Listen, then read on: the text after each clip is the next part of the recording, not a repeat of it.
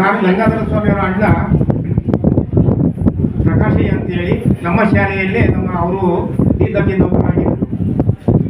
ಅವರು ನಮ್ಮ ತಮ್ಮನ ಬಗ್ಗೆ ಹೇಳ್ತಿದ್ರು, ಶಿಕ್ಷಕರಾಗಿ ಹೊಸನಗರದಲ್ಲಿದ್ದಾರೆ ಅಂತ. ನಾವು ಆ ಕಡೆ ಮಲ್ನಾಡಿಗಿದ್ದ 10 ವರ್ಷ ಬಂದಿದೆ ಅಂತ ಹೇಳಿದಾಗ ಅವ್ರ ಪರಿಚಯ ಇರಲಿಲ್ಲ. ಆದರೆ ನಿಟ್ಟೂರು ಮಾತೇಶ ಮನೆಯಲ್ಲಿ ಒಂದ್ಸರಿ ಕವಿಗೋಷ್ಠಿ ಇದ್ದಾಗ ಅವ್ರು ಕರೆದಾಗ ಅವತ್ತು ಪಕ್ಕಾ ಪರಿಚಯ ಆದಾಗ ಅವ್ರ ಪರಿಚಯ ಆಗಿ ಅವ್ರಿಗೆಲ್ಲ ತಮ್ಮ ಸಾಧನೆಗಳನ್ನು ಹೇಳಿದ ನನಗೆ ಅನಿಸ್ತು. ಆಗ ನಮ್ಮ ದಾವಣಗೆರೆ ಜಿಲ್ಲಾ ತುಳು ಸಾಹಿತ್ಯ ಪರಿಷತ್ ಅಧ್ಯಕ್ಷರು ಗುಂಡಗತ್ತಿ ಅವರು ಸೇರುವಾಗ ಆ ಸ್ಥಾನಮಾನಕ್ಕಾಗಿ ಬೇರೆ ಬೇರೆ ನೇಮಕ ಮಾಡಿ ತಾಲೂಕು ಕೂಡ ಅಧ್ಯಕ್ಷತೆ ಮಾಡಬೇಕು ಅಂತ ಅನ್ನಿಸಿದಾಗ ನನಗೆ ಮೊಟ್ಟ ಮೊದಲು ಚನ್ನಗಿರಿ ತಾಲೂಕಿನಲ್ಲಿ ಕಂಡು ಬಂದ ಹೆಸರು ಅಂತಂದ್ರೆ ಗಂಗಾಧರ ಸ್ವಾಮಿಗಳು. ನಾನೇನು ಅಂದ್ಕೊಂಡಿದ್ದೆ ಇಂಥ ಮಾಡಿ ಖಂಡಿತವಾಗಿ ಮಾಡೇ ಮಾಡ್ತಾರೆ ಅಂತ ಅಂದ್ಕೊಂಡಾಗ ಇವತ್ತು ನೋಡಿದ್ರೆ ಈ ಕಾರ್ಯಕ್ರಮವನ್ನು ನಿಜವಾಗೂ ಒಬ್ಬೊಬ್ಬ ಹೇಳಿದ್ರೆ ಮೊದಲೇನೆ ಇದೊಂದು ಐತಿಹಾಸಿಕವಾದಂಥ ಘಟನೆ.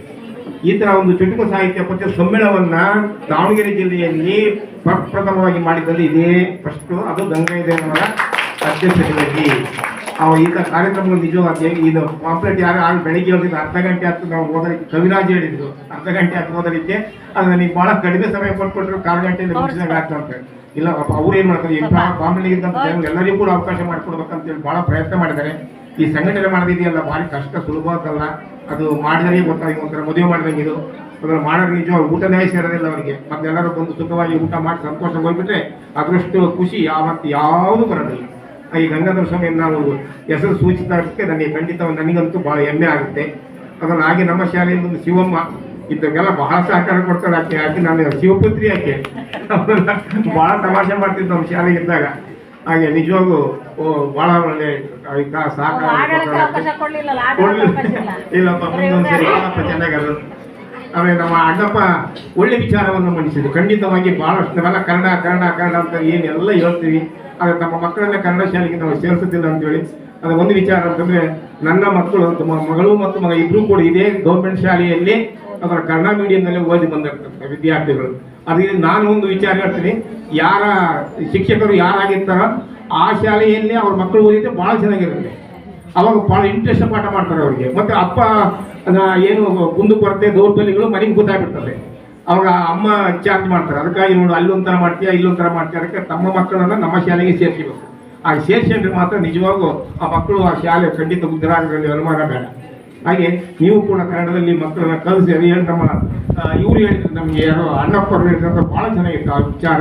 ಮತ್ತು ಮನು ಹೇಳಿದಂತೆ ಯಾಕೆ ಏಕವಚನ ಬಳಸಿದ್ರೆ ನನ್ನ ಶಿಷ್ಯ ಅವನು, ಬೇರೆಯವರಾದರೆ ಹಂಗೆ ಬಳಸೋಕ್ಕಾಗೋದಿಲ್ಲ. ಭಾಳ ಚೆನ್ನಾಗಿ ನಾವು ಅಂಕಗಳನ್ನು ಗಳಿಸುವ ಶಿಕ್ಷೆಗಳನ್ನು ಕೊಡ್ತಿದ್ದಾವೆ. ಅದರಲ್ಲಿ ಸಾಧನೆ ಮಾಡಿದ ಮಹತ್ ಸಾಧನೆ ಅಂತ ಹೇಳ್ತೀವಿ. 99 ಅಥವಾ 100 ಅಂಕಗಳನ್ನು ಗಳಿಸ್ತಾರಲ್ಲ ವಿದ್ಯಾರ್ಥಿಗಳು, ಖಂಡಿತವಾಗಿಯೂ ಜೀವನದಲ್ಲಿ ಉದ್ಧಾರ ಆಗೋದು ಅಷ್ಟು ಸುಲಭ ಅಲ್ಲ. ಯಾಕಂದ್ರೆ ಶಿಕ್ಷಣ ಸಾಧನೆಯೇ ಬೇರೆ, ಜೀವನದಲ್ಲಿ ಶಿಕ್ಷಣ ಪಡೆದ ಸಾಧನೆಯೇ ಬೇರೆ. ನಾವೆಂಥ ಪದವಿಗಳನ್ನು ಪಡೆದಿರ್ಬೋದು, ಜೀವನ ಶಿಕ್ಷಣ ಗೊತ್ತಿಲ್ಲ ಅಂದರೆ ಖಂಡಿತ ಅಂತ ವ್ಯಕ್ತಿಗಳು ಉದ್ಧಾರ ಆಗೋದು ಭಾಳ ಕಷ್ಟ ಇದೆ. ಅನ್ನೋ ಸಾಧನೆಗೆ ಶಿಕ್ಷಣದ ಜೊತೆಗೆ ನಮ್ಮ ಜೀವನ ಶಿಕ್ಷಣವನ್ನು ನಮ್ಮ ಶಾಲೆಗಳು ಬೋಧಿಸುವಂತಾದರೆ ಅದರಲ್ಲಿ ಕೂಡ ಮೌಲ್ಯ ಶಿಕ್ಷಣ ಅಂತೇಳಿ ಈಗ ನಾವಿಂದಾಗೆಲ್ಲ ಪೀರಿಯಡ್ಗಳಿತ್ತು, ಅದಲ್ಲ ಮಾರಲ್ ಎಜುಕೇಷನ್ ಅಂತ. ಈಗ ಯಾವ ಶಾಲೆಯಲ್ಲಿ ಮಾರಲ್ ಎಜುಕೇಷನ್ ಇಲ್ಲ. ಆ ಶೈಕ್ಷಣಿಕ ವಿಷಯಗಳನ್ನು ಬೋಧನೆ ಮಾಡಿ ಮುಗಿಸಿದ್ರೆ ದೇಶಗಳಿಗೆ ಸಾಕಾಗಿರುತ್ತೆ. ಈಗ ನಮ್ಮ ಇದ್ದಾಗ ಭಾಳ ಖುಷಿಗಿದ್ದ ದೇಶ ಆದರೆ ಈಗಿನ ದೇಶಗಳು ಅಥವಾ ಯಾವುದೇ ಸರ್ಕಾರಿ ನೌಕರಿ ಅದು ಖಂಡಿತವಾಗಿ ಎಷ್ಟೊತ್ತಿಗೆ ನಮ್ಮನ್ನು ರಿಟೈರ್ಡ್ ಆಗಿಬಿಡುತ್ತೆ ಅಂತೇಳಿ ಕಾದ್ಕೊಳ್ಳೋದ್ರೆಲ್ಲರೂ ಕೂಡ ಅಂಥ ಒತ್ತಡ, ಎಲ್ಲ ಕಡೆಯಿಂದಲೂ ಒತ್ತಡ. ಇಂಥ ಒತ್ತಡದಲ್ಲಿ ಏನು ಪಾಠ ಮಾಡೋದು ಅಥವಾ ಏನು ವಿಚಾರ ಏನು ಮಾಡೋದು, ನಿಜ ಸರ್ಕಾರಗಳು ಭಾಳ ಒತ್ತಡವನ್ನು ತರ್ತಾರೆ. ಅದಕ್ಕಾಗಿ ಅದು ಏನು ಮಾಡ್ತಾರೋ ಏನೋ ನಮಗಂತೂ ಭಾಳ ಕಷ್ಟ. ನಾವು ಭಾಳ ಖುಷಿಯಾಗಿ ನಮ್ಮ ವೃತ್ತಿಯನ್ನು ಪ್ರವೃತ್ತಿಯನ್ನು ಎರಡೂ ಕಳೀತಾ ಇದ್ವಿ. ಅದಕ್ಕಾಗಿ ನಮಗೆ ಹೆಮ್ಮೆ ಆಗುತ್ತೆ. ಹಾಗೆ ನಮ್ಮ ಶಿಷ್ಯರಂತೂ ಗಂಗಾಧರ ಸ್ವಾಮಿ ಬಗ್ಗೆ ಹೆಚ್ಚಿಗೆ ಹೇಳೋಕ್ಕಿಲ್ಲ. ನಮ್ಮ ಅಧ್ಯಕ್ಷರಂತೂ ನಾನು ಖಂಡಿತ ಅವ್ರನ್ನ ಎಲ್ಲೋ ಒಂದ್ಸರಿ ನೋಡಿದಂತ ಅವರೇ ಹೇಳಿದ್ರು, ಸ್ವಪ್ನ ಬುಕ್ ಅವಸ್ಥೆ ನೋಡಿದ್ರೆ ಸರ್ ನಂಗೆ ನೋಡಿ ಅಂತ. ಅವ್ರು ಬೆಳಿಗ್ಗೆ ಭಾಷಣ ಮಾಡಿದೆ ಗೊತ್ತಾಯ್ತು ಅಪ್ಪ ಎಷ್ಟು ನಿಜವಾಗೂ.